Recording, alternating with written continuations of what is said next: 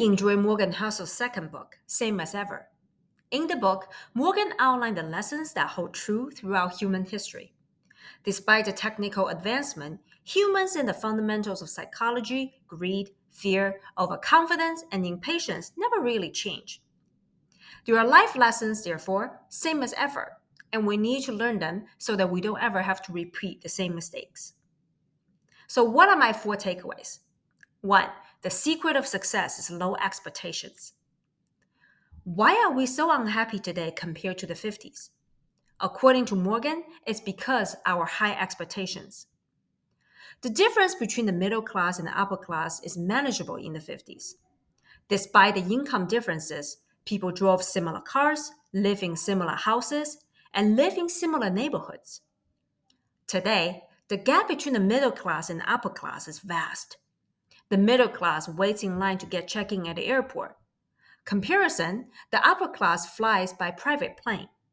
The middle class gets Uber Eats, while the upper class gets private chefs.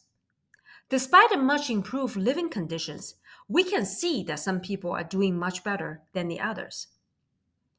And the perception of wealth through social media only makes us more miserable.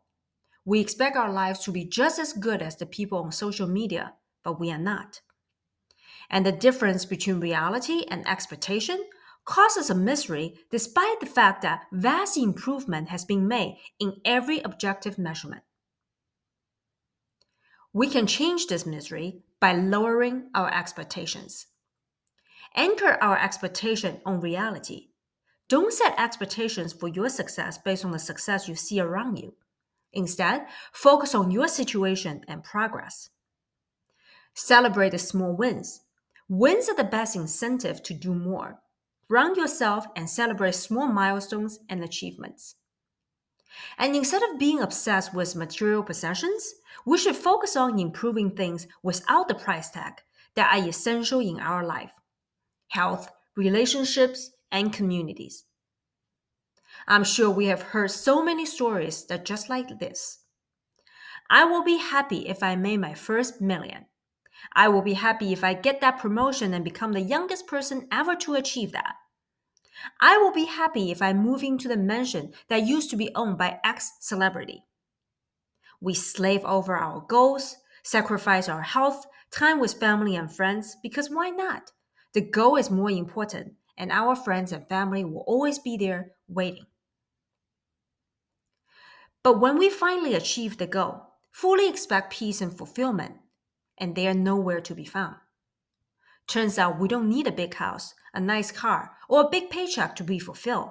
Turns out what we desperately needed are the things that we can put a price tag on: our health, our loved ones, our relationships. Two, it's supposed to be hard. Be wary of shortcuts. Because of things that are truly matter in life, finding love, relationships, competitive advantages, rising careers, there aren't any shortcuts. In the book, Morgan mentioned the movie Lawrence of Arabia. Lawrence puts out a match with his fingers and doesn't flinch. Another man watching tries to do the same, but yells in pain. It hurts. What's the trick then? The man asks. The trick is not minding that it hurts, Lawrence says. To get what you want, turns out you have to endure the pain when necessary, rather than assuming there is a hack or a shortcut. Pain is useful. There are two kinds of pain: the pain that is useful, the one that teaches you and makes you stronger, and the other kind of pain, the pain that is useless, the one that is just suffering. And learning to endure pain is an essential life skill. Getting to know the loved one for your life is painful. You have to communicate openly and be vulnerable. You have to be willing to show the side of you that even you don't like, and hope to God that your loved ones will accept it. You can't shortcut this by never bring up the subject. Rising up in a career is hard. You have to take a bunch of tests, get a bunch of certificates, deal with people that you don't even like in order to get things done.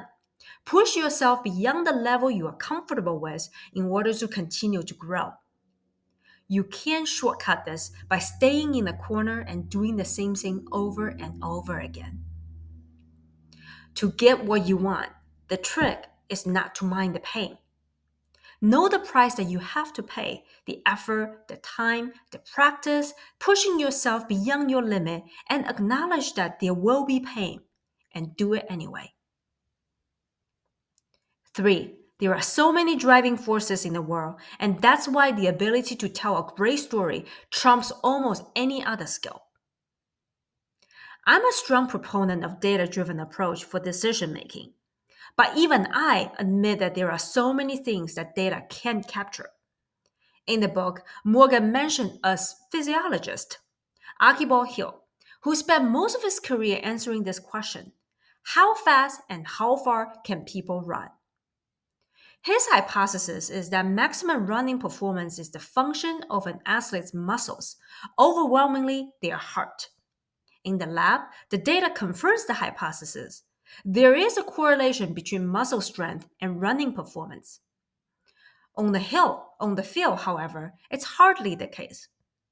So in the running competition, the correlation between muscle strength and running performance is far from perfect.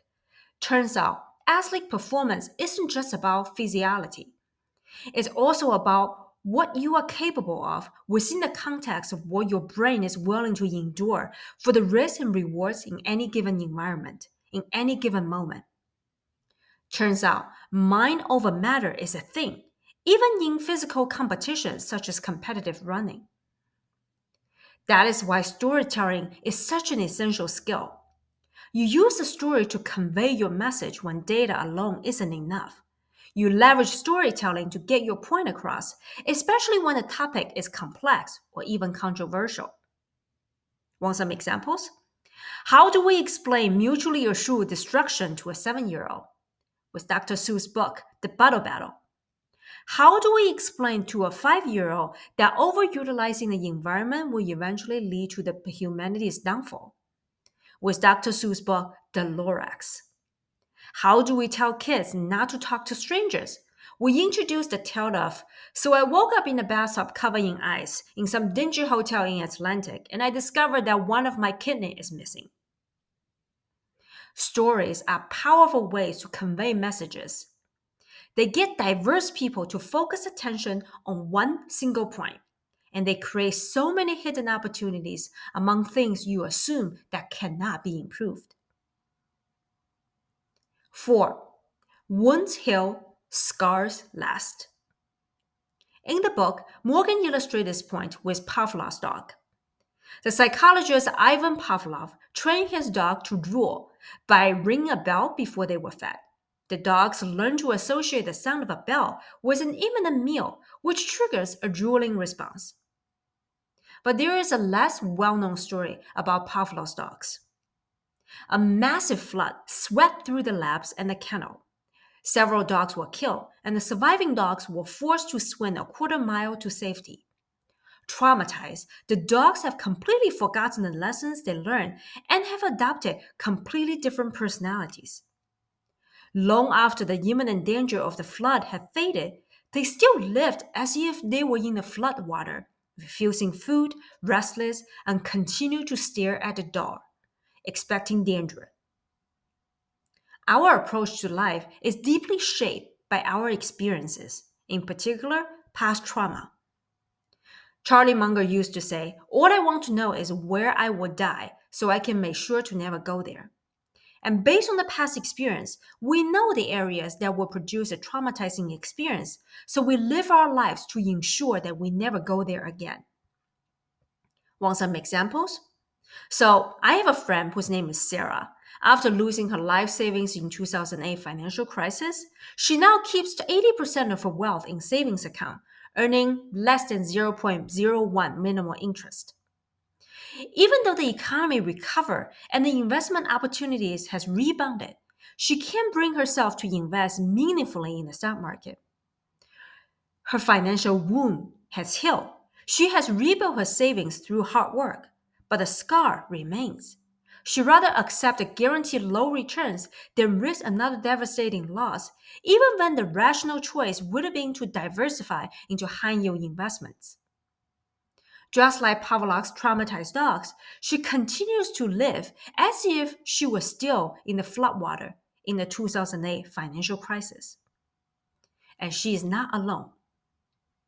So next time when you meet someone, whether it's a helicopter parent or a consistent career switcher, just someone whose behavior seems to unexplainable to you, the question you should ask is this: what have you experienced that I haven't that makes you believe what you do?